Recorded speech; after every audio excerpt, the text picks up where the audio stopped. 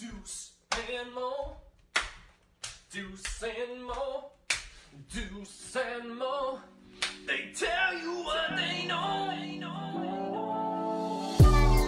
Do it for Deuce and Mo, Deuce and Mo. Hey. Do it for Deuce and Mo.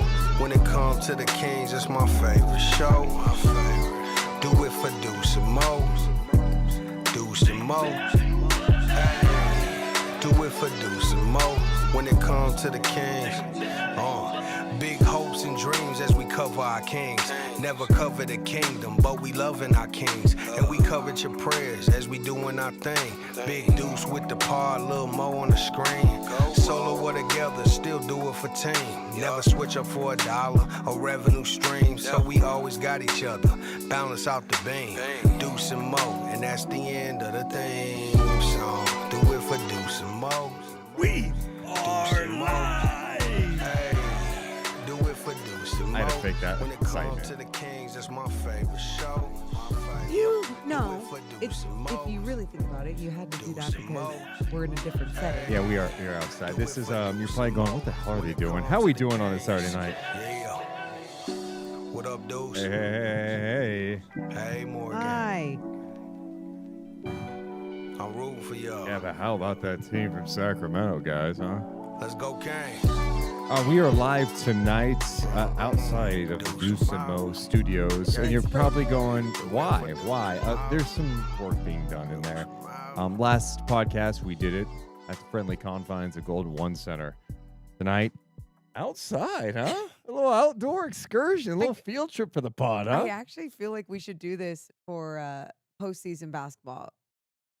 Not Kings. I was just say, Yeah, no. play just on basketball in NBA Sacramento. I was just thinking NBA play, like watch it out here and just like go on right after. This Saturday is great. night. I'm going with a little Pliny. You're going with a little Sentivo, of course. Cheers. Cheers. Appreciate you basketball sickos for being here, because if you guys are the ones here after your team lost by 30 on a beautiful Saturday afternoon in Sacramento, this one's for you. We appreciate you guys so much for being with us, because like I said to someone on Twitter, we go live every game, and the person's his point was like, you guys you guys shouldn't have to go on after a game like this, like they didn't play, but he's like, no, I get it. I appreciate your dedication. Thank you. We will go live after every game. We are basketball sickos. We were live when they lost 9 in a row twice in a year. I don't know how many times I've said that over the years. So we will be here on a beautiful day. You said after like every loss this year to like almost like just remind people. Maybe.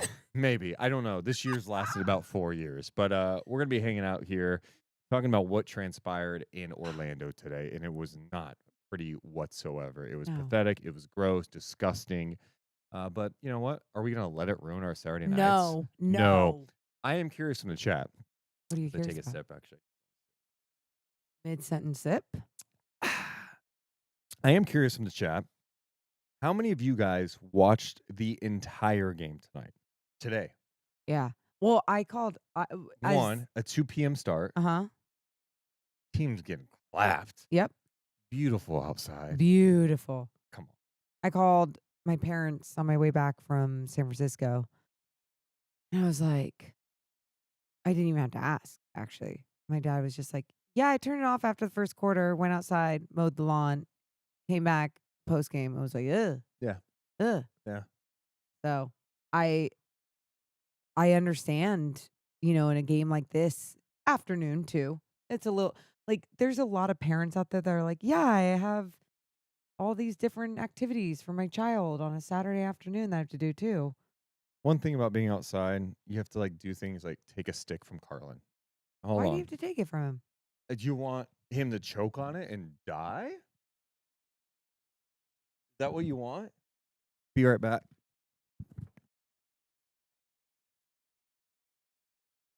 Might be paralyzed. So he knows how to fetch a stick, huh? There we go. As I was saying, Uh-huh. someone asking in the chat, what kind of beer do I have? Pliny.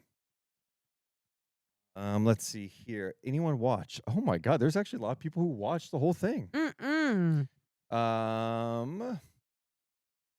Jock says, I watched the whole thing. Rayanne says, I watched it to the end. It was brutal.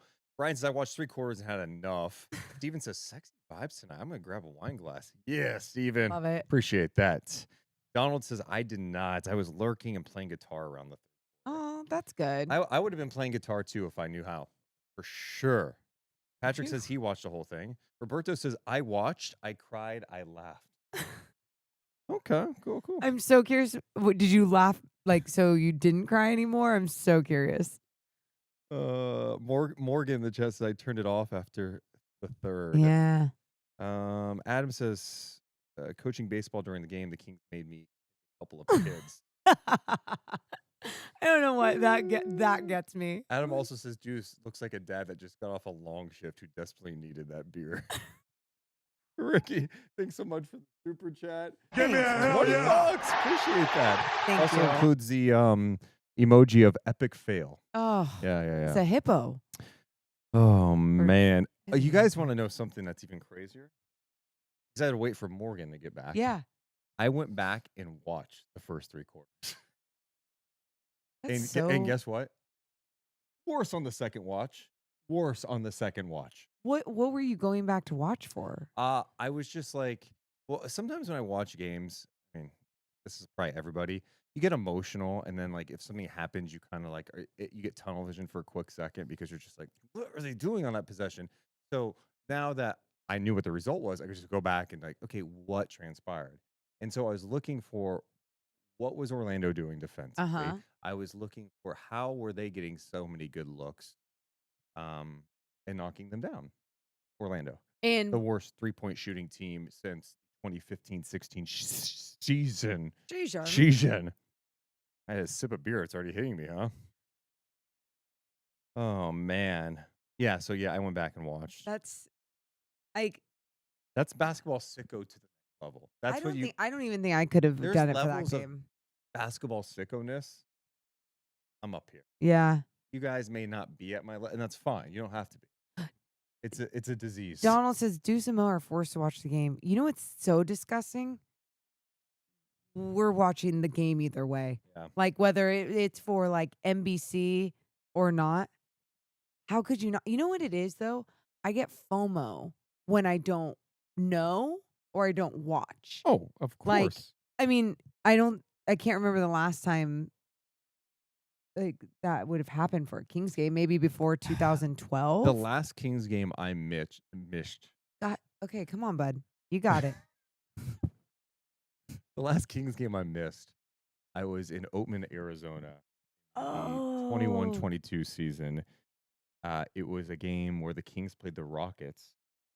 And I remember because I was able to get internet at one point, and I saw the dunk that Davion Mitchell had. And it was like in April or something. It made late March, April. Okay. Davion Mitchell had such a nasty jam. And this guy. Did they win? I don't remember. Okay. I don't remember. But I remember the dunk. It was nasty. How dude. funny that's the one that you remember you missed. Yeah. Bachelor party, right? Yeah, and I think this was the point of the year. I think Sabonis was already done. Fox might. They were playing like DeLon Wright, Davion Mitchell. Okay. Good old days, huh? What's up, Ricky? Thanks so much for another sub. Poll question tonight. What do you want at this point? The options. Give me a lottery pick. Give me a play-in. I want a chance. Okay. Or 1, 2, 3 Cancun.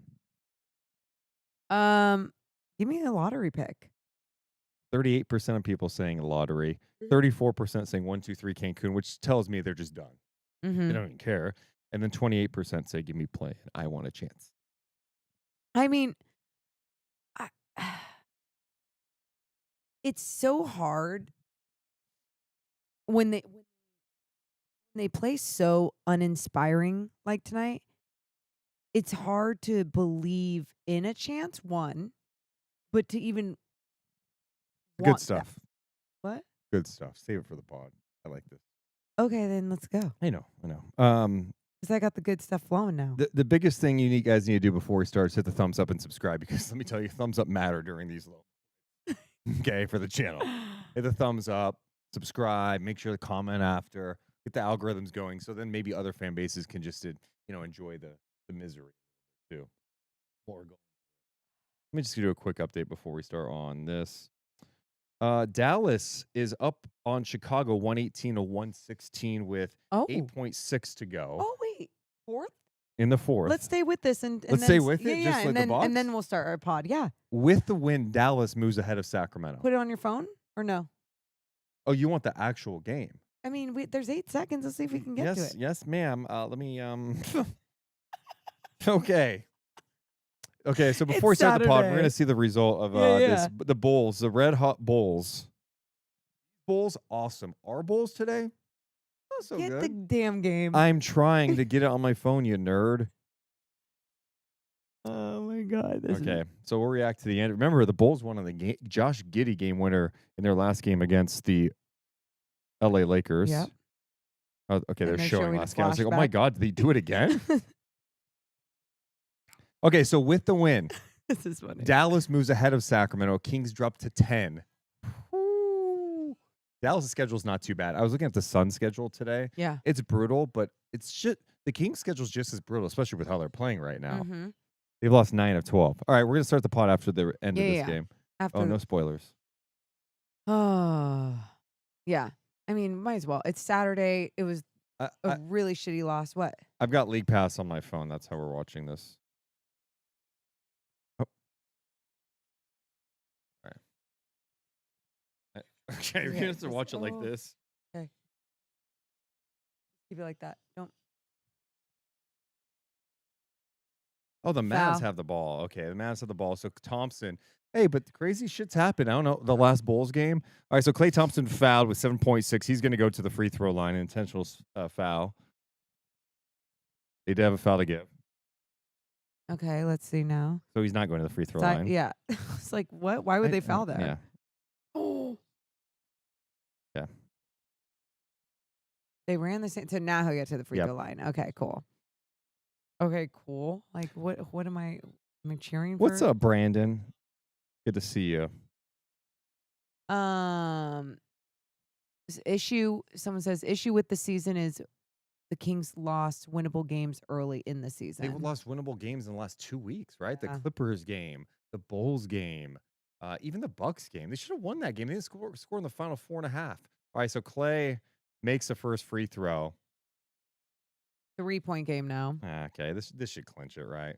It should. 119-116. Thompson going for the second free throw.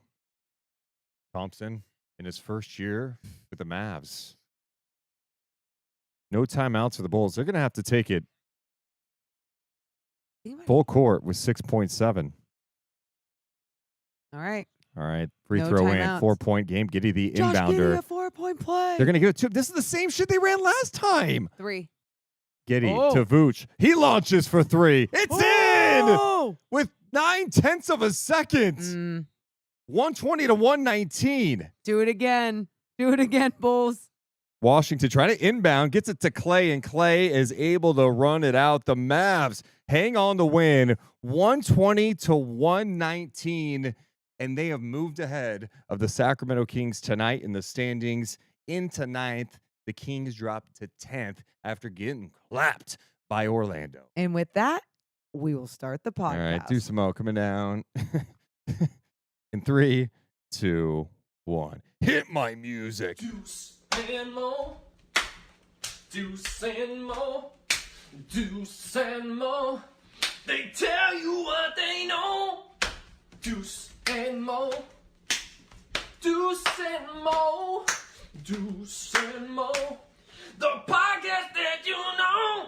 Hey, welcome into the Deuce and Mo podcast. Recording this on a Saturday night. What better way to spend a Saturday night than to hang out and talk about the Kings getting clapped and not showing up in Orlando today? The Magic dominate the Sacramento in disgusting fashion. They beat Sacramento 121-91. Yes, by 30. The Kings had their guys, and they lost by 30 tonight in Orlando with the loss. Sacramento falls to 36-38. Dallas just got a win over the Bulls by 1, so Dallas has moved ahead of Sacramento into 9th. Kings fall to 10 with Phoenix knocking on the door. go over the highs and lows of this podcast. There's no highs. What am I talking about? There's no highs of this game. But this podcast, presented by our friends over at Santebo Vineyards and Winery. I'm Deuce Mason. That's Morgan Reagan. How you doing, Mo? I'm better. It's so funny. I just keep telling myself, like, I just want to be happy. I listened to a Spotify playlist called Emo Forever on my way back. Was Hawthorne Heights on there? Who else? Is that Simple Plan? They always say I Simple think. Plan. Yeah. My Chemical Romance. Okay. Um, And this was just to what? it was funny.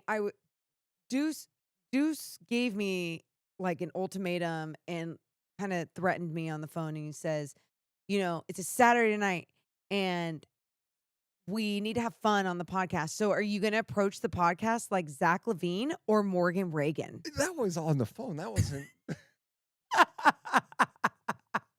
That's how he threatens me. Are you gonna approach it like Zach LaVine or Morgan Reagan? And like the point, and if she would have approached it like Zach LaVine against Portland, Zach LaVine today, I didn't like it. and that's my point. Obviously, is like that's what you were talking about. Is just Zach LaVine tonight again. It's like, what?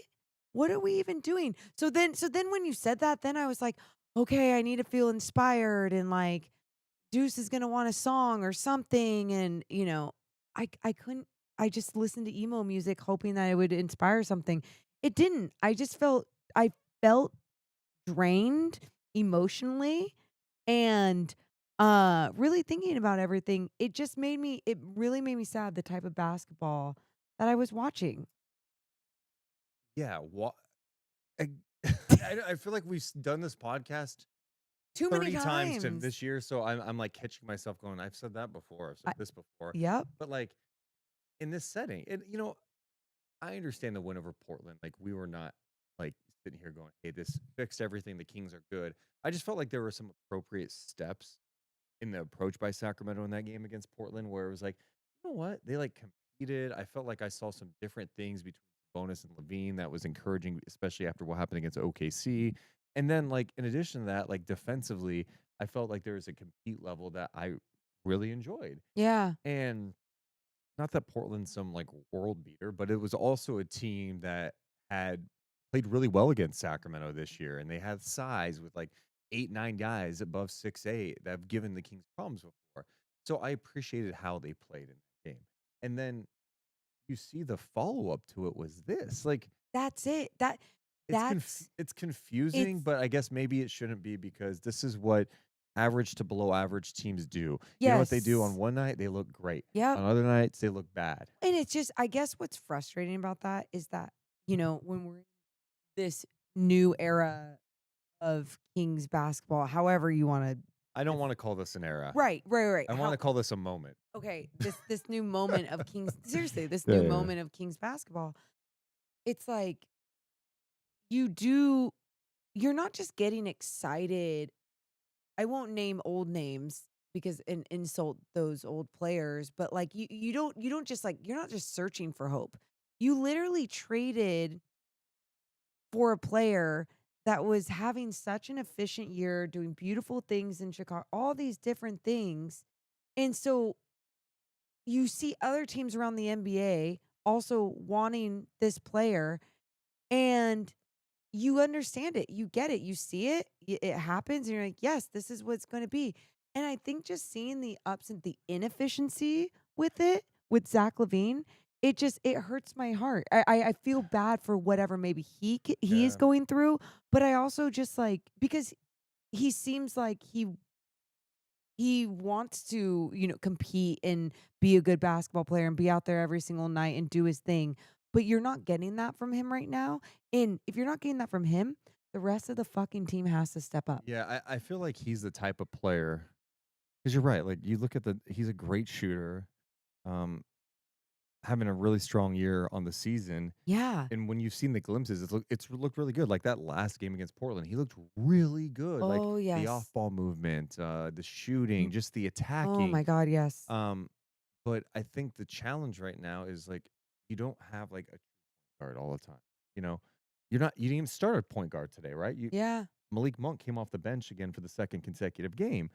And the Kings were able to play in transition last game. Portland was missing shots. The Kings were getting out running. That wasn't the case today. Couple that with the fact that I think, LaVine, in terms of like when he's got the ball in his hands, he's not exactly the type that's going to like pull you out, break you down, and get to the rim, right? He's got to come off a screen, maybe getting downhill or getting in transition. That's tough to do against this Orlando Magic defense. Like KCP was all over him. Sure. They loaded up. They completely were like, we are going to play off the Kings shooters. We're going to load up in the paint because we know if they get in the paint where they're dangerous, if they have like a path to get to the basket, that's where they can either finish or kick out. And they were loading up. They were bringing help every time in the paint against Sacramento. I did the pre and post with the point guard, Chelsea Gray. Yeah. And in the pre, she did a breakdown of what was working so well with Sabonis and Zach LaVine last game. And I loved it because it was just showing the two-man game, but it was these high pick and pops, pick and rolls, whatever. It was high. It gave Zach LaVine enough room to go downhill. Obviously, you didn't have that against this Orlando Magic defense, but like you're good basketball players, you got to adjust. But my other point I was going to say to that, I asked her about this because we talked about this the other night. I was like, are there just some point guards where like you got to communicate, or players with the ball where you got to communicate like, I don't want that physical contact off your shoulder. Like I want a shovel pass forward. I want it back. Like I want it here. And she's like, absolutely. And that's where you saw that last game. Sabonis like was pitching it to And him. that not only was he pitching it to him, they were talking. Like they obviously had a come to Jesus moment, or communication as we just call it, and before the game, and then they were even communicating during the game. And so like for that to still not translate just even a little bit into this game, I think that's where I just like took a step back and I was so deflated from it. Stick on the LaVine part for Yeah. a second here. I also felt like tonight, and I've noticed a theme with him, when he does attack, he really doesn't like lower that shoulder a little bit. Like he doesn't play physical at the rim. A lot of times he's going up and trying to get that reverse. I feel like he tries to avoid contact more than anything. That's what I'm saying though. Even in the DHO, even in in sometimes people, well, I know for even me personally, because I've had so many shoulder problems my whole life, I hate rubbing off of someone's shoulder like the wrong way, Yeah. because it's discomfort. You get that phantom pain, and phantom pain is like you just like you're triggered by what used to pop out your shoulder, all the different things. And I feel like for someone like him who's had so many health problems, he's like, I know my body, but like my teammates don't know my I thought body. phantom pain was when you like lose a limb and you feel it. Is there a different description for that? I thought phantom pain is also like when, like for me, like I'll like think about my shoulder popping out and it just like, Oh no, that's just you have like mental issues. Like you need No. like film. no, You know what I mean? No, Okay. I think that's I'm gonna look it up now. Just kidding. It doesn't. I know what you're saying. Okay, you don't want me to look it up? No, it's fine. Yeah. And so that's what I noticed. I mean, I think tonight the best example I can give, and sometimes it's like it to simplify it. Orlando's one of the best defensive teams in the league. Okay. Yeah. Played fantastic defense tonight. I mean, I thought their guards, their size impacted Sacramento. Like Anthony Black was out there defending KCP. They were defending the perimeter well. They're bringing help. They communicate. I think they're second defensive rating this year. They're a really good defensive team. They guard, and Sacramento does not. Okay, so that was the game today, right? That's Like one thing. Sacramento. I mean, Orlando came into this game last in 3-point shooting in the NBA. Not just last in 3-point shooting. I was looking back, and I could be wrong. Maybe I get this wrong, but based on my research I did, no one has shot worse than Orlando from 3 in the NBA since the LA Lakers shot 31% in the 2015-16. Orlando came in this game shooting 31% from 3. They also scored just 104.9 points per game. That is last in the NBA, and that is the lowest mark in the league since the 21-22 season. I believe that team was Oklahoma City. This team has trouble scoring. But the difference is, again, Sacramento's defense. And I thought tonight was really problematic for the Kings was, yeah, you start Keon Ellis, one of the Kings' best defenders, right? Uh-huh. But Keon Ellis was being targeted a lot by Franz Wagner. He had to deal with Paolo Banchero tonight. That is unfair to ask of him. Yeah. And when you switch everything and you're in that position where all of a sudden, like, all right, Keon, go battle. He gets into foul trouble, and then he's limited to 18, 19 minutes a game. You're putting yourself in a tough spot. Tonight's actually a night they could have used Jake LaRabia, who's out for 7 to 10 days. I'm not saying they would have won the game, obviously, but, like, they missed his size. They missed his size. They missed his length. The way that length can contest those threes, like teams feel confident shooting the three against the Kings. And Orlando, for how bad of a 3-point shooting team they are, it's insane how they love to make that shot with the Kings. And like you look at the points in the paint, Kings won the points in the paint number tonight because the Orlando Magic didn't have to score in the paint. They were too busy scoring from beyond the arc. So in the first game against Sacramento, Orlando shot 16 of 31 from 3. Mm-hmm. Tonight, they shot 18 of 39, 46%. Some of this was, I thought Orlando did a great job pushing in transition. You know, Caleb Houston knocked down 6 of 7 and just outstanding. A guy who could shoot the ball. But this is what I'm talking about with intensity and like fight. It's not just defensively. It is also on offense. It's understanding the game plan. Caleb Houston was just moving. Caleb Houston would off a miss, would sprint his ass to the corner as fast as he could, and they looked up and found him. Bang.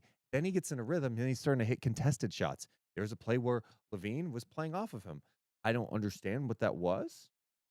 I don't understand why you would play off a guy who's knocked down a few threes who can shoot the three. You just can't do that. And so Orlando they played simple basketball, you know? And the thing that I don't understand is like a team like Orlando, we just highlighted the fact their 3-point percentage is awful. This whole notion of like, hey, you know, you can let someone like Wendell Carter shoot because he's shooting 22% this year. He's 31% from 3. No, here's the problem. When teams don't feel you at all, okay? If they don't feel you, if you're able to make the easy pass to the corner, Wendell Carter's wide open, you're shooting in such a comfortable rhythm. And so when your defense is that bad, it's almost as if these guys are running through a play at practice, right? Yeah. Yep. It's like, yeah, we're playing at full like speed. Defense and the is going through the motions. Yeah. Yep. And we're getting to our spots. If you went to an Orlando Magic practice, you would see Wendell Carter practicing threes. And you know what he'd be doing? He'd be knocking down threes. Just like when we've gone to Kings practice before and you see, I don't know, someone who's not known as a good 3-point shooter. Like just knocking them all down. Isaac Jones. Yep. Right? Or back in the day, Alex Len. Yeah. It's like, yeah, because these are NBA players. Right? It's different when there's the game's moving at full speed and there's tough contact and you're not totally comfortable. But when you're stationed in a corner or if you're just set open, yeah, sometimes you can knock down threes. So Wendell Carter, who's 22% from 3 this year, hits 3 of 3. People are, why? Oh, you let him shoot it. It's like, I mean, I guess if you think that's the play where you're going to give a guy confidence, okay. I mean, that's just, to me, that's ridiculous. I want to see a level of intensity out there that I didn't see on both ends tonight from Sacramento. It's so disappointing. They went to, I don't even know. I was watching, when I went and watched back, I watched this game back through 3 quarters, okay? While I was waiting for Morgan to get here. Third quarter, I was like, is this a zone? But it was like one of the worst zones. It was like, hey, our zone is we're going to play off all the shooters. They're not going to feel us at all. Yeah. And I'm like, they just literally attacked the gaps easy. They got great looks. I'm like, a zone is supposed to be chaotic. It's supposed to be a little confusing. It was confusing for me to watch this team try to execute it. Anyway, I know I just went on for 4.5 minutes. Again. Yep. What is your perspective on this 3-point shooting? Orlando 16 of 31 the first game, 18 of 39 tonight. Do you agree with what I'm saying? I agree with what you're with saying. With all 75 points I just Yeah, I was going to say, I made my point bad. before your 75 points, and I basically was saying the same thing in short form about just, but what you offered. Some beer. what you offered that was different was how disappointing it was with the way guys were engaging on not even just on the defensive end, just on the basketball floor. And that shouldn't be something we talk about over and over again.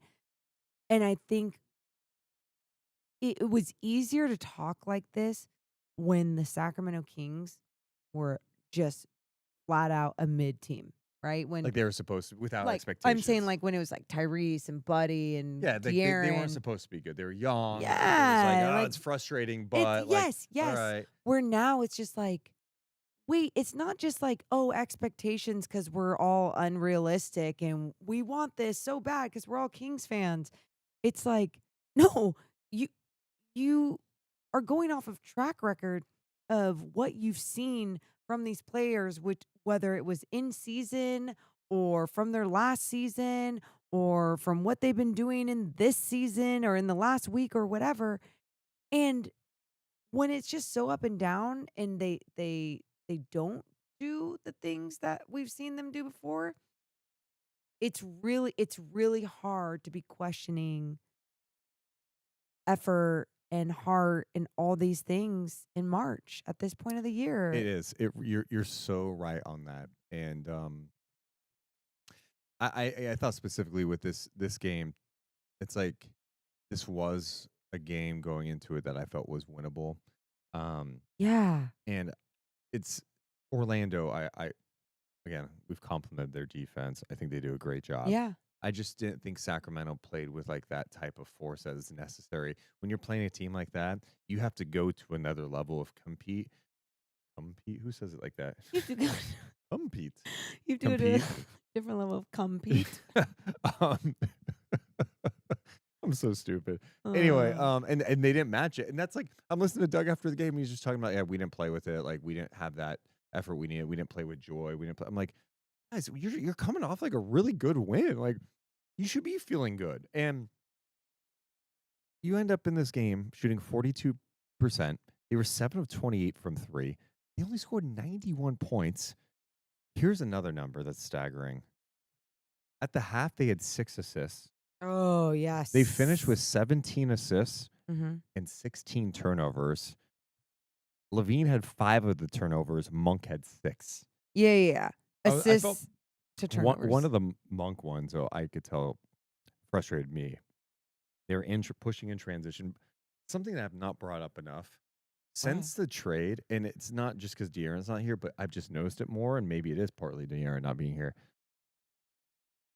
The Kings are awful with transition offense. How many times have they had a 3-on-1 where they throw a bad alley-oop or take a tough shot at the rim somehow or throw a turnover? Today, Monk getting downhill, and Trey Lyles is the other man in transition. He needed to go to the corner. Okay. He goes right into the paint. So there's like 3 defenders by Malik, and Malik like he leaves his feet and he's looking, going, and he just throws it away. And I'm Yeah. like, man, like we look so disconnected. Like guys aren't used to playing with each other. Like because Trey and Malik have played together. even Trey's probably maybe he's thinking in his head like, Yeah. oh, he's gonna take this shot, so I'm gonna crash. And at the same time, like I think because he is in a different role, and even Trey's in a different role with new bodies and new people and things, it's like you have to adjust to it. And Yeah. they're not adjusting mentally, they're not adjusting within their game, within their identity, within their roles. Um Look, it's super exciting when they come off the wins that we talk about. And I won't stop getting excited about that good basketball. Like it's not to me it's not fluky, but after seeing so much of this that Yep. we just saw tonight, it's just like, oh, this team is just like disappointing. I feel like is the best way to describe it. There's no doubt about it. Wow, this is kind of crazy to look at. Tonight, KCP had 8 points on 3 of 8 shooting. He had 2 steals. Okay. In 28 minutes, Zach LaVine with 3 of 8 with 10 points, 5 turnovers. There should not be an NBA game where Zach LaVine and Davius Caldwell Pope shoot the same amount of shots. And I promise you, KCP had a bigger impact on the game Oh today, yeah. obviously with his defensive Yeah. capabilities. Oh yeah. That can't happen. And Mm-mm. that's the one thing I've noticed with LaVine. And I point to this when everyone talks about, Chicago and like when they had a really good run, Chicago, him and DeMar, they had defenders. They They had had point Lonzo point Ball, right, guards. and Caruso, and so I think that helps. So I think part of like I think LaVine is much better than he's playing right now. I do believe that. Yeah. But what I will say is I feel like this time watching him closely with Sacramento, it feels like when adversity hits, get down or there's missed shots, he has nights like this. As Yeah. opposed to like, Fighting oh through. no, we're facing adversity. I have to step up. Mm-hmm. I can't like we're gonna go down swinging. That's where like one area with De'Aaron that I know some fans were like always irritated with. I'm always reminded of the Pelicans game in the play-in last year when like no Monk, no Herter. I think Sasha got hurt in the game. Like there was all these things. De'Aaron he almost took like 40 shots in that game. De'Aaron would go down swinging. Oh, yeah. He would go down like I'm gonna take 30 shots tonight. If I'm missing, I'm going to, because like I have to. Dude, his effort and mentality and maturity changed like as he kept growing, like Right. within, especially in the last couple of years. So I think like you have to do that. And I look around going like, who's gonna do that if it's not you? Like I know DeMar did. Like DeMar offensively had a good game tonight. He ended up with 21 points, 7 of 11 shooting. He's a guy that can do that, right? But like LaVine has the ability to get red hot, especially from three, and especially with his athleticism, moving without the ball. Like he commands so much attention just by cutting hard. But I feel like when the team gets down, he his body language is like he's feeling it a little bit. Yeah. And I in those moments, it's like, no, we're down, but I need you up because without you, we're not winning. And I think the numbers back that up. Like I think they're 8-3 when he scores over 20, something like that. damn. And like the Kings aren't winning games if Zach LaVine has bad games. And it's not about him it's not about him like missing shots, having a bad game. It's about him not being a willing shot taker. It's about him not being a willing cutter. It's about him not being a willing defender. And it's like that willingness that you see taking off on so many different plays. It's surprising because even when Mike Brown was coaching, like high standards, right? Sometimes too high in the sense of you make a mistake, the discipline would happen, whatever. With Doug Christie, like you also know where he stands with competitiveness and just his mentality and how much he loves the game and you want to respect the game. And you would think that you would want to give that back to him and that would just like come through your game. And yeah, Hey, it's defense, with defense, obviously, you have to have, you have to be able to move defensively in the NBA, obviously. Right? sure. But effort does go a long way. A long way. And like when you see the glimpses when the Kings do play well defensively, it's like the communication side, it's intensity. And I'm not acting like it's an easy thing to do, but like we also have standards here. We're talking about professional basketball players Yeah. at the NBA level. We're not talking about me and you playing at Roosevelt Park on a Saturday, even though I'm playing hard out there. I'm playing like it's game 7 out there. Yeah. I'm wired that I'm more like Zach LaVine. way. Yeah, and that's the thing. LaVine should be a better defensive, but anyway, we're talking about him, but Sabonis tonight was 4-12. He had 14 points, 13 rebounds, 4 assists, and this was a game where I went, wow, there's some stuff from him defensively tonight that I felt like he was a little disengaged. What didn't tonight. you like? Well, there was actually one play, going back to LaVine for a second, where like Bataze was like cutting through and he was the help defender and he didn't even like try. And Bataze had a wide open path to the basket. Sabonis had some opportunities and help, just wasn't there. And the way he was moving, I started looking at him today. I'm like, okay, is he feeling it a little bit physically right now? Because that's the one thing with Sabonis. People get on him defensively, like he's not a good defender. I've always said about Sabonis, like he tries really hard out there most of like 95% of the time. Yeah. He's busting his ass. He may get beat. A guy might be able to get through him or score over him, but his effort is always there. Yep. I feel like tonight I'm like, he's just not, I don't know if he's deflated, not feeling good physically. Yeah. but I didn't think he was. No one was really good. Keegan was great, and then Keon battled. But again, when you're trying to defend Wagner and Banchero, that's Can, not fair. in like, can you use like the human, again, not as an excuse, but just something to bring up the human side of like they jumped on a flight yesterday to go to the East Coast to play a 2:00 game. As So anything, and again, I'm not yeah. I'm not Here's the trying thing. to do anything. Here's the thing. I Just definitely saying it. thought about it. I was like, okay, so they played against Portland. Then yesterday they flew to Orlando. They got in late or whatever. I And just then know they when I've had flown to Orlando, I'm like, shit. they had a 2 p.m. or 5 p.m. local time game. Yeah.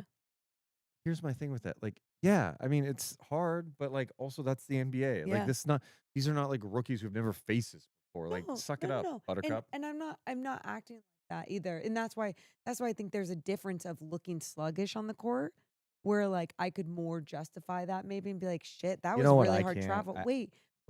I could if it was like sluggish, but it wasn't sluggish. It was literally like heart and determination and Yeah. all the other things that like don't come with just travel. I think if the Kings played like a B-level game today, they still lose, Yeah. but it would have been close. Yeah. And like you That's what I'm shouldn't you should not saying. be getting beat by this team by 30. Like, and Orlando should not be scoring 121 on you. They should not be knocking down close to 23s on you. Like, that's where you start questioning. Like, there have been games where Orlando's held people in check defensively because that's kind of their DNA. I also do think Orlando is just a bad matchup for Sacramento because of Wagner and Banchero. Like it presents some tough matchups for Sacramento, especially when you're starting a lineup that you don't have a lot of size. Like it's like, okay, just think about what I just said: Wagner and Banchero. Okay, you put Keegan on one of them, right? But there's still Carter out there too. Okay, so Sabonis is going on who? Okay, that's tough. And then Keon's a good defender, but he can't guard these. He can't guard 6'9", 6'10" wing. Right. Like Wagner is just moving constantly, cutting to the basket. Like they just don't have the size. I don't know. That's where I keep going back to, man. Like big picture wise. Next year, I don't know what you have to do to LaRavia on the side, but like, can we convince him to stay? Like you need size with Keegan. You need Keon. Yeah. We haven't talked about Devin Carter, who played 25 seconds today. And I will say this: the one good defensive possession I know is from Sacramento tonight. Mm-hmm. They did not have many. One of the very few good defensive possessions was like the 24 seconds he was in. They were still in some weird zone. He left, helped, and forced a turnover. Yeah. And on that play is when he hurt his shoulder. Carter left the game with a right shoulder injury. Remember, he had his left operated in the offseason, but he also had the right operated on. Yep. Chris Biederman of the Sacramento Bee reported tonight that he was in a sling after the game. So in my head, I'm like, okay, well, Devin Carter, it was good seeing you the rest of the year. I mean, there's only 8 games left. Oh, yeah. Like, okay. There's no point. Yeah. I mean, we saw very few glimpses from him, like the game in Boston. That was awesome. Then he was gone for a while. He didn't look comfortable. Then he came back, had some impactful moments, got sick, and then today hurts his shoulder. Yeah. It Brutal. sucks. Well, Brutal. And I mean, yeah. I remember from just fresh shoulder injuries while playing, every time that it would feel re-injured. And by the way, with his, it felt like it just like it clicked or something too within that. If you watch the replay, like it either clicked or the way it was hit or whatever. Spoken like someone who's had some shoulder That's what I'm injuries. saying. And I remember always putting on a sling after a game. It would either come out of my socket or or it would click. And I would always go to the sling. And then I would feel it out though the next day and be like, okay, like how much the muscle stimulators can we do? How much rehab can we do and feel good? But it's like you're right. There's 8 games left. Like, what is the point if it's even for a second feeling weird? Man, can I just say I appreciate all the basketball sickos with us tonight. Give me a hell yeah! You guys are the best. We have some super chats I should get to, Yeah. including our guy Ricky, who I can't even do the math about how much he's donated tonight. Jeez, Ricky. Ricky, you're good. I appreciate it, but you're good. Thanks, Ricky. Like we appreciate the support, but like It's really I saw them coming in earlier, but we had to flow a I, little bit about basketball, so yeah, I don't thank know. He you. might. I think he's donated like $200+. Amazing. I Well, know now I feel better. we missed another one too. Thanks, There's Ricky. Ricky's donated so many times that I can't even see the other super chats at the moment. I'll have to keep Seriously? going. Um, let's see here. Donald James says Keegan set a bad tone with missing all those shots in the first. And I've been giving Keegan praise lately. Yeah, he missed some threes, but like you didn't lose tonight because Keegan missed his first three threes. Yeah. Like Yeah, it's not like I'm not even what he ended up finishing. Keegan had 9 points, 4 of 9 shooting. My thing with Keegan is like I want more shots for him. And you know, I the one thing you notice about him is like with a good defensive team that's going to put pressure on. When you got Wendell Carter on you, I want Keegan to get to the point where he's more comfortable breaking his defender. yeah. He is not there yet. And it's year 3. Maybe he's never going to be there. That could be we may be just looking at a really good 3 and D player, but um if I if I'm him this offseason, like I need to be, and there's been growth in transition, but I'm talking about in the half court. Like, I need you to try to break down your guy. Like, I'd be watching Jason Tatum tape like crazy and trying to figure out how can I go work with his trainer, Drew Hanlon. Yeah. Like, go work on your handling because if Keegan got to the point, obviously we're talking about the best players in the league. I'm not saying Keegan is Jason Tatum, but if you had the ability to be a threat and to use a jab step, get by your defender, attack the basket, kick out, play make a little bit, that elevates you to like Mhm. another level. Right now, he's not that. Donald James asked if you could somehow get to his super chat because he had a question on it. It's when you go up there, there's like an arrow. Yeah, but it's all hold on. Appreciate you guys hanging out with us today. Of Yeah. course, you know, being out of the studio is a little different setup on my laptop here. It is. Let's see. Uh is Ricky Oleg? Uh Wait. So Sam says, so this is another year we wait for Keegan to develop. I mean, what do you just because you're asking him to develop a skill set doesn't mean that Yeah, you're asking him to I'm talking. You've had 75 points. 75. Hold on. So, Sam, just because you're asking Keegan to develop a skill set doesn't mean that you're asking him to just completely develop as a player. But what I will say too, even with someone like De'Aaron Fox, you look at all the way into year 8 and you still got new things the last couple of years out of him, right? And so it's like you're always growing as a player in those first you hope they are more what they are in the first 5, but that's more like Kawhi Leonard's and like superstars in this league. the other thing I would push back on that, dude, Keegan Murray has developed really well. His defense is outstanding. He is an out. Outstanding. I have no. To me, he has all defensive potential, and he won't get all defensive votes because Sacramento and the Kings are where they are. But Mhm. if you watch him enough, go look at the amount of players he defends, what he does against those players, his versatility. He wasn't doing that year 1. He got better in year 2. He's even better now.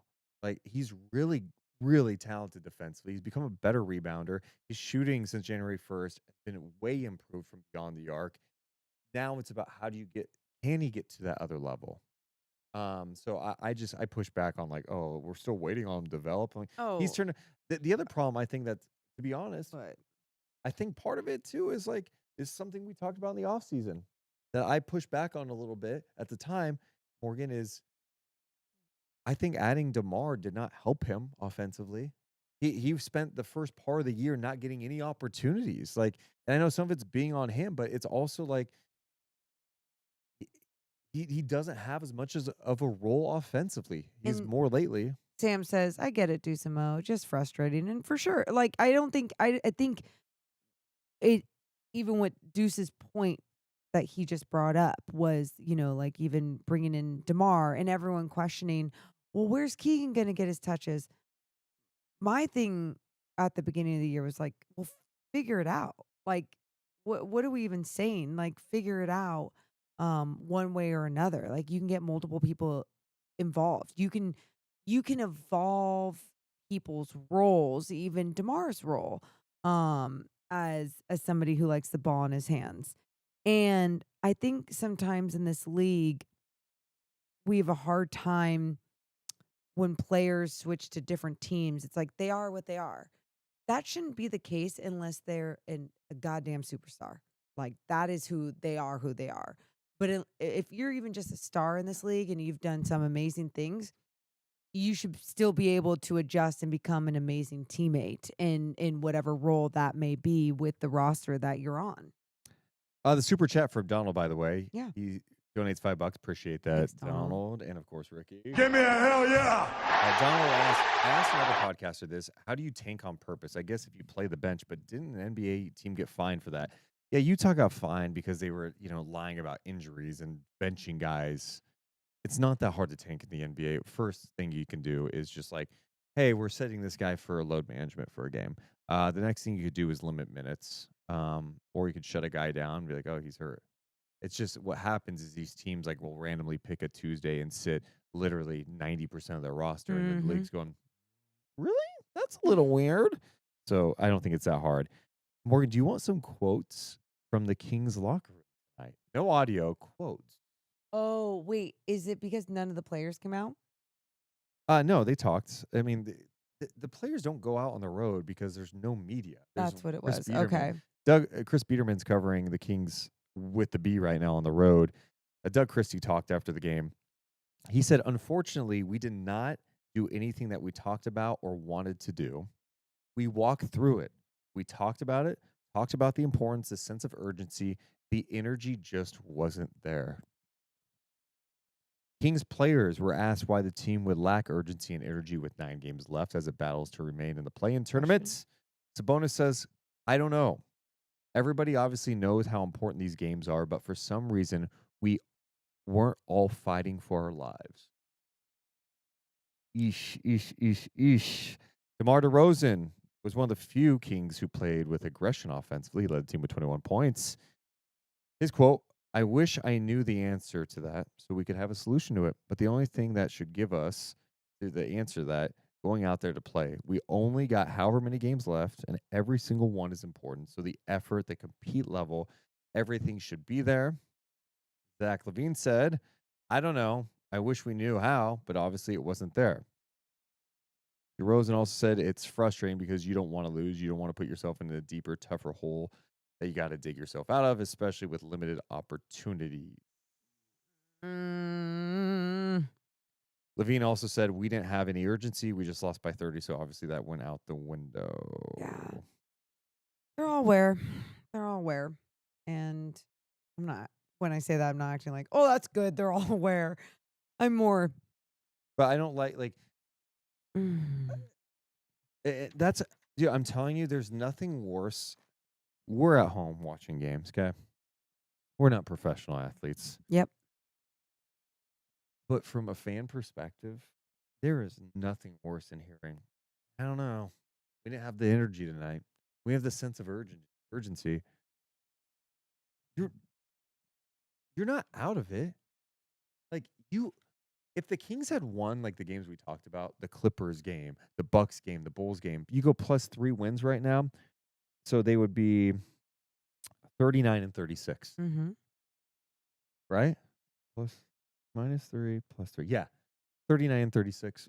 Sorry, I'm looking at Orlando's record. My bad. Minus 3. They would be 39 and 35. And they would be in prime position right now, solidified, in the play-in, cool. Maybe they could make some more noise. But you throw games away, and this is what happens. And, so what do you – there shouldn't ever be a sense of urgency problem. Said in the chat, donates $5. Don't watch much Kings games, but as a Laker fan, y'all are a good watch. See similarities with our roster construction. Maybe just more top-end talent. You're way too nice, said. But you're wrong. Said. Yeah, it's if you watch some Kings lately, it's not very fun basketball. When it's good, Yeah. even in some losses that we've seen, when it's good, it's a fun product. It flows, it's beautiful. I mean, they have good individuals on this team. The the inconsistencies with good individuals is what is so depressing. And then when you hear this in some of these losses, and they're answering these questions from Biederman that we already know. Yeah, yeah. Like it's and so that's why I know you say, like, that's one of the worst things you can hear. I'm glad they admit it, you know? Yeah, what else are they gonna say? Well, we tried hard. That's what I'm saying. Yeah, Like I don't I'm know.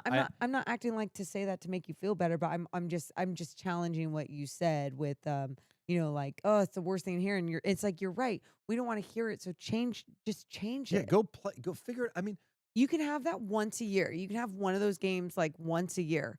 But like they've had like 5 in the last That's- 2.5 weeks. and that's what I'm saying. the Phoenix game. Remember they were on the road. Was it on the road? Yeah, it was in Phoenix. Pathetic. And now this one. Perspective for a second. And this is, man, 2 years ago tonight, March 29th, 2023, Oh, I hate this. the Kings won a game in Portland.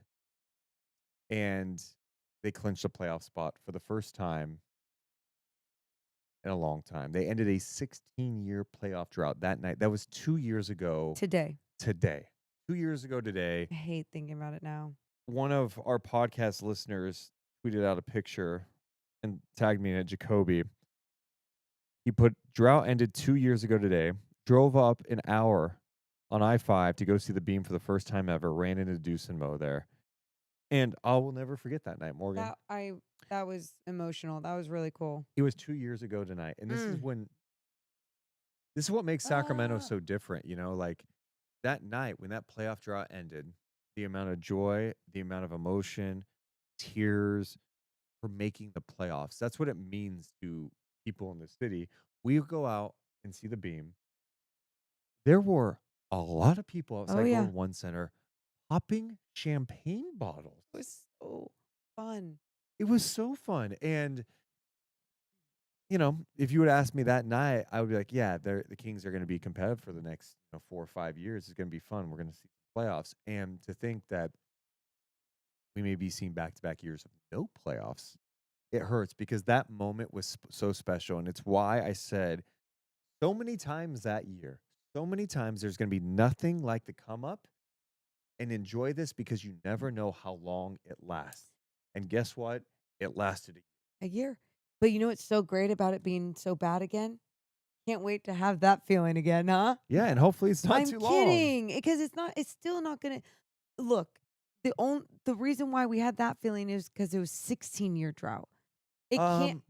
No. I'm saying even if it was a 3-year drought. Yeah, it will never feel like that moment That's what I'm saying. specifically. But my point is, the appreciation for basketball and love for this team is at such a high level, and the fans deserve the best, and they just haven't gotten the best. The fact that we could say 2 years ago they ended their drought. Well, this year, if they miss the playoffs, that means they've missed the playoffs 17 of 18 years. 17 of 18 years. Say it again. The last team to miss 17 of 18 years, Who? the Golden State Warriors. Oh yeah. Yep. Before turning it around. Hey, we're just a Steph Curry away. So what's going on at Davidson? Anyone there? You want to play at Davidson right now? Yeah. Yeah. But anyway, I brought that up, one, because 2 years ago it was a lot of fun. But two, it's also perspective at like how fast things can change in the NBA. And yeah. It changes. Well, we say that all the time. It changes fast. And I mean, you even look at a team. We look at the Dallas Mavericks, what they were doing last year. We look at the Minnesota Timberwolves, what they were doing last year. You look at the Memphis Grizzlies firing Taylor Jenkins 2 days ago. I could not believe they fired him with 9 games to go. It's just it's bizarre. And they lost their first game without him as head coach. By the way, John Morant did come back tonight against the Lakers. He had 22, 10, and 8 on 9 of 23 shooting, but the Lakers won 134 to 127. The big thing that they had talked about was the Grizzlies had slipped defensively this year and in a big time way, and they can't beat teams that are above 500. Yeah. Well, they gave up 134 points and lost to a team above 500. So they blame Taylor Jenkins. Here's my thing on Taylor Jenkins. Yeah. All right. I know some Grizzlies fans were calling for his job, blah, blah, blah. That's Which- every fan base. Yeah, fair enough. Yeah. Jaren Jackson Jr. missed time. Ja Morant missed time. But go back to last year when they were playing a season in which they used 33 different players, which I believe was an NBA record at the time. Mm-hmm. 33 different players, and they finished 12th in defensive. My respect for that guy went up so much after last He season. gets the most out of because them. he got them to compete. Yep. And even if they weren't as talented, they competed every single night. And to me, if you can play 33 different guys, G League, undrafted guys, and you can be 12th in defensive rating, you're doing something right. And I feel like he took the fall for something he shouldn't have taken I the fall want to for. say it's never good enough for some organizations. It's just never good enough. And like, it's cutthroat, that's sports, blah, blah. But I am also waiting for more stuff to come out because I'm like, is there something crazy that we don't know about Taylor Jenkins? No, there's nothing. They came out today and it's just like they felt like they needed to. They had to move on Okay. and they weren't meeting expectations. Anyway, I like Taylor Jenkins a lot. Who knows? Could be a Kings coaching candidate this offseason. Crazy to A think lot of about. questions ahead. We got more of the podcast coming up. We got to look ahead to the next game. We should mention that tonight's podcast presented by our friends at Centivo Vineyards and Winery, Morgan Reagan. Oh, thank goodness for them tonight. I really needed a glass or maybe even a bottle. And you can have a bottle too at CentivoVineyards.com. They're the best. They're all Kings fans. So they get to feel the ups and downs just like all of us. There's some amazing people. And they have a new tasting room that's opening up in Fairfield in the spring. So make sure to check it out. But also go to CentivoVineyards.com and check out all their wine you can get there. We're also presented by our friends over at Golden One Credit Union. We are all one at Golden One, the official credit union of the Sacramento Kings. You can start your financial journey today by going to goldenonecreditunion.com. Also, talk about the perks for being a member, Morgan Reagan. So many perks. And I'm talking 50% off. Were you getting excited? Yeah. 50% off ticket. Smooth. 50% off Kings home games using There their we go. online ticket portal. 15% off merch using your Golden One Credit Union debit card. So many perks. So that's how we win. As one. Go to goldenonecreditunion.com. Also presented tonight by Medic Ambulance. Woo, woo, woo. We are super excited to be teaming up with Medic Ambulance. And I really do need my entire script for them because they obviously do so many things around Northern California. But you think about how they team up with Sac Republic FC, Sac State Athletics, Singers Up. And they're always, I'm just going to say what I usually like to say. I see them on the freeway every single time I drive back from San Francisco. Yeah. And every single time I'm like, they're everywhere. And part of the script I usually read is that they're the number one trusted service that you can find in Northern California. And it's so true. I always see these people on the roads working at all these events. So make sure to go to medicambulance.net. They've been serving the area for 45 years, and I would say caring is their core. Go to medicambulance.net for more information. We're also presented tonight by our friends over at Mando. Morgan, smell my pits. We're close tonight. Well, you should because I smell good. What a game changer. I don't like BO. You don't like BO. Yeah. Thank you. Mando's changed the game. From the founders of Lumi, Mando Whole Body Deodorant is helping men conquer their odor in Oregon. Goodness. Mando has a long-lasting 72-hour odor control that actually stops odor before it stops. And let me say 72 hours, go take a shower, get out, you still smell the deodorant. It's that powerful. Best part is you can put Mando everywhere too. Your pits, your feet, your skin folds, your back, Your knee, knees. even your balls. Even your balls. Pretty amazing, right? You can go get a starter pack today. Mando Starter Pack is perfect for new customers. It comes with a solid stick deodorant, cream tube, deodorant, 2 free products of your choice, by the way, and free shipping. And as a special offer for listeners, new customers get $5 off a starter pack with our exclusive code, That equates to over 40% off your starter pack. Use code DMPOD at shopmando.com. That's SHOMP. What? Keep going. MANDO.com. Please support our show and tell them we sent you. Smell fresher, stay drier, and boost your confidence from head to toe with Mando. It's Saturday, so quick funny note. I realized like us without like like we have our scripts pretty much down Yeah. because like we know these companies. Yeah. We love what they offer and what they have to do, so we pretty much know what to say. But every time I notice with certain partners, you like lose your breath in the middle of like saying it. You're like, that's Shopmando. SHOP. No, I stopped because in my head, the last time I did it, I misspelled it. And in my head, I was like, did I mess that up again? That's why I did that. I'm like, do you need to breathe? Do you need? They don't want you to die. You all breathe. If not, you hit up medic ambulance. .net. Before we look ahead to Kings Pacers, Morgan, Yeah. we appreciate all you guys hanging out with us tonight. Hell yeah. The fact that you guys are here this late after a 30-point loss, I think you might like us a little, which makes me feel And we good. like you. We like like you these are too. the nights where I'm like, I love you guys. I love you. Who would be your simply the best player of the game?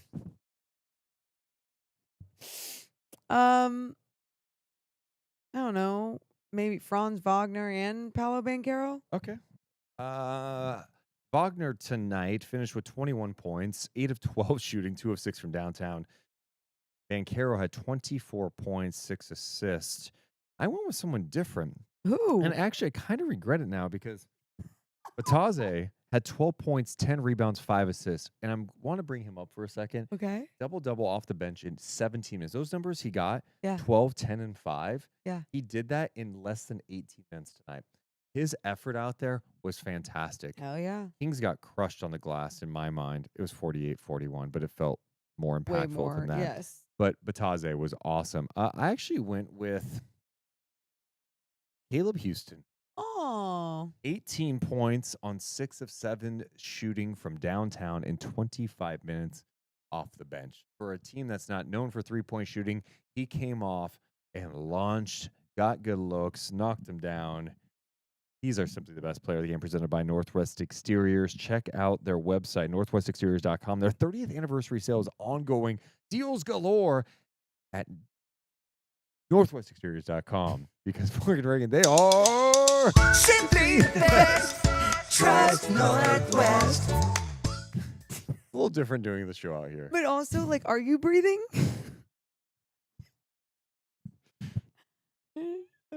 My mom says that when we were babies, she used to hold a mirror in front of our mouths, like at night, I think to that's make a sure common we would thing to do. really Yeah. make sure you're breathing. I do it with Carlin all the time.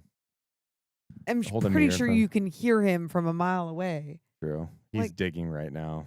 Carlin, you're just so He's dumb. digging into a bed, Yeah. like he's like frustrated.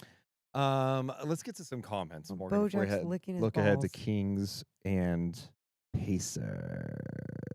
Yes. Someone in the chat said, "What do we think about the Sabonis possible trade?" Okay, like Oh yeah, when that came. I saw like someone tweeted out something about he could potentially look for a trade. He's going to ask for clarification. Well, that was reported by Sam Amick a few weeks ago. I don't think nothing has changed with that. And like, is it breaking news that Sabonis after the offseason might go to the organization and go, "Hey, what's going on?" Yeah. Yeah, if they change the front office and coaching staff, I'm sure the guy that is being paid a lot of money is going to go, "Hey, what are we doing here?" Like, because I need don't to think know. that's news. Like, no shit. Yeah. Yeah. So, if you were to ask for a trade, yeah, that'd be problematic. And then you have to try to find a team to take them and blah, blah, blah, blah, blah. I don't know. We're not there yet. So I'm not going to be worried about it. No. Of course, my computer refresh. So let me look at some more questions. Yeah. Rianne says, or is it Rayanne or Rianne? Rayanne? Sure. Whatever. She says, I love hanging out with you guys, win or lose. Appreciate that. We love hearing Thank that. you. Brian says, hey, do you remember when we had Fox and Halliburton? Yeah, I remember. They won like 28 games. Wasn't good,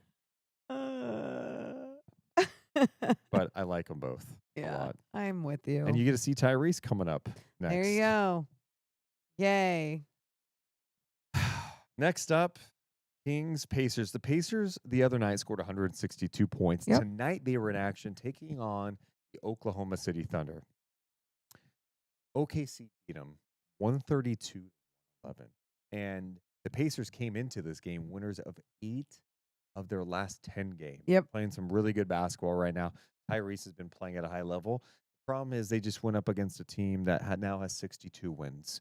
OKC has the franchise, this version of OKC set the franchise record for wins now. 62 wins. We're talking about the Durant teams with Westbrook and Harden. No.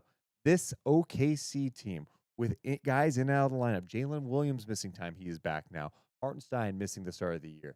Chet missing a significant chunk of time. They just got win number 62. They're 62-12 after a win over Indiana tonight, 132-111. This shouldn't be a hot take, but some don't believe in OKC. To me, they are clearly the best team in the league. I think they're better than Boston. They're better than Cleveland. I think they're better than any team in the West. They're unselfish. They've got the MVP. They've got other guys that step up. They've got Chet and Hartenstein, I think, is a big upgrade. And then they have guys all over their team that want to guard. They're switchable. They're absolutely certified dogs. Mark Daigneault is, I think, right now atop of my best coaches in the league power rank. As he should be. Anything else you'd like to add? Because you didn't actually say enough there. Kings play the Pacers next. Pacers 43-31. Yeah, it's going to be a tough game. Pacers are playing well. Tyrese is a problem. They've got size up front with Siakam and Turner and the Look, Kings. every single game is yeah. going to be difficult for the Kings. With Yep. it's especially because you go into the game not knowing what Kings team you're going to get. And of course, it's tough because even tonight, like previewing the matchup, you put in all this work of breaking down what, not even what you expect to see, but like from looking at numbers and looking at individuals and matchups and size, like you have this honest analysis and breakdown of what you believe the game could be. And there's been too many games as of late where I've done that and then it just ends up going to shit. And it's just it's like there was nothing that I said in the beginning of the game that even happened, remotely happened, and it was just like, oh, I'm just questioning effort and heart at the end of the game or fun, joy, whatever. And so I'm gonna say it again. I just want to see a good product whatever night, Monday night. That's all. For the Kings. They have 8 games left. Yeah. I think out of that 8 minimum, they got to win 4. Okay. And Like, but what do you let me- mean by that? to get into the play-in. Okay. Yeah, if they wanted the play-in, because one, I'm just the Suns schedule is tough too. Like you can, I'll read the Suns schedule real fast to you too. I just want to compare the schedules. Okay. So the Suns schedule down the stretch, they also have 8 games left. They've got the Rockets at Milwaukee, at Boston, at New York. That's brutal, right? Sure. Then they're home for the Warriors, home for the Thunder. They take on the Spurs. Dude, I feel like this might come down to the final game of the Suns in Sacramento. That's what's insane about this. Like, if I was being optimistic, let's just say the Suns find a way to beat the Rockets. They could beat the Bucks without Dame, and then they beat the Spurs. Okay, there's 3 wins. You can argue they need 4. That would be Sacramento. Okay, the Kings have the Pacers. Let's just say that's a loss. The Wizards win. Hornets win. Let's give them those 2 wins. Sure. After that, they play the Cavs, Pistons. Giving them a win. No. Nuggets, No. Clippers. What if they shut some guys down by that point? They probably won't because they're You're seeding. right. Okay. So you no win there. No.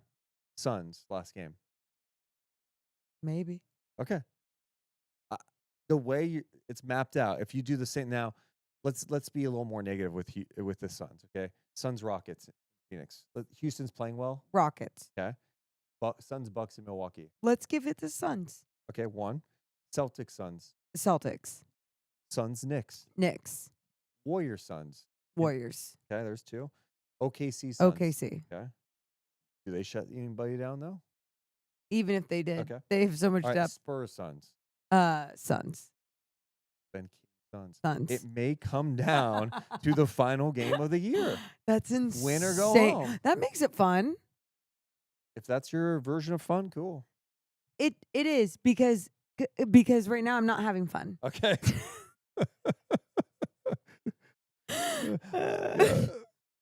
I gotta make it fun for myself. I'm like, yeah, okay, make it more difficult for yourself. Make it more difficult. I don't give a shit. Man, Like, this is crazy. And I know there's also a portion of the fan base that's like, I don't care. I want them to miss completely so we get a draft pick this year. That's the other thing. So I don't know. I'm to the point where I'm just like, it is what it is. wait, if they miss, will they for sure get a draft pick? You know what's funny? No. That's it. No, because it's lottery protected 1 through 12.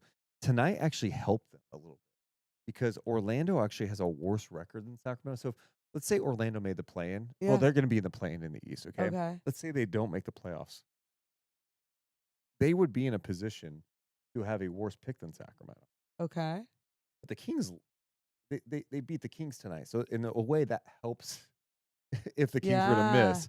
But yeah, I mean, there is a way, if Phoenix could jump Sacramento, right? But Orlando and Atlanta have worse picks. There's a lot of different things that can happen. So no, to answer your question, it is not guaranteed. That's the other thing. Crazy. Insane. Yeah. Oh my God. I gotta say, for doing a podcast after a 30-point game, I feel like we hit a lot. Had fun. And I had fun. And maybe it was the beer I was sipping on this whole time, but I had fun. No, well, you know why you had fun? Because I think what our approach has been more so, especially toward the end of this season, is like perspective. We're talking hoops. I think like the other all thing day is, long. Morgan, What? when we first started doing this after games. Yeah. This is what, our 5th, 6th year doing this? Where? 2021.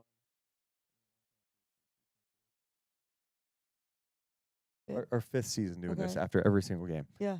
I think part of it is we've been through this so many times that in some ways the best versions of our podcast were when things were going bad because it was just like we're like we joke around, we have fun. It's like, yeah, there's a looseness to it. Like, but I think it's fair. It's also nice when, I know you went back and watched 3 quarters again of this game. But what I like is when you have more of that breakdown of like what looked so shitty. Because even for me, when I'm watching it the first time around, I'm just like, it's hard to, like you said, it's hard to disconnect with the emotion once you're there. Like I'm at the studio and I'm like just watching, like, what am I watching? What am I even watching at this point? So, no, we're talking hoops on our Saturday night. Beautiful evening with all in you guys. Sacramento, And I wish I all of could have our got people. some more comments. Here's doing this outside of our studio and being out, like literally outside. I have the laptop. I'm like looking at 2 different screens trying to make sure I get the comments. But you guys are the best. Someone just said, what if the Kings beat OKC? Let's just play that out for a second. If the Kings won 2 play-in games and beat OKC, even if they lost in the second round, the city, I might help organize it. We might have a parade anyway. Really? If you beat OKC in the first round. Oh, in the first round, it's not happening. Well, I know, but I think if they did. Oh, yeah. Then Parade. no We're shutting parade. down Are the you kidding? We're city. making it a national or city The holiday. players have to show up and speak and stuff. It's like literally we won a championship. Like it's the same. Sabonis is going up there like, yeah, it was a good first, but we just lost. It's the same thing we say when the Kings beat the Warriors last year in the play-in, knocked them out. And we're like, yeah, it's the beginning of the end of the Warriors, as they're like, oh, I've already said killing my it, dream. killing it. My dream, if they make the plan, is to win that first game and then match up and beat the Warriors in the second And game. just knock them out. Because I'm of the opinion that if the Kings played OKC, they actually lose that series in 3. They would actually, the NBA would be like, hey, we don't need to play the 4th game. It's fine. We already know. And like, there's Warriors fans out there that are like, hey, and no. Like, let us have our championship, and that is our championship. Always Smile in the Sun says, I think you guys genuinely lifted a lot of spirits. You Aw. guys are so much fun to listen to. You lift our spirits Dude. by being here and just like hanging out with us Wow, on that the means Saturday. a lot. That's really nice of you to say. That is Um, way too kind. yeah. Let's get the final thoughts.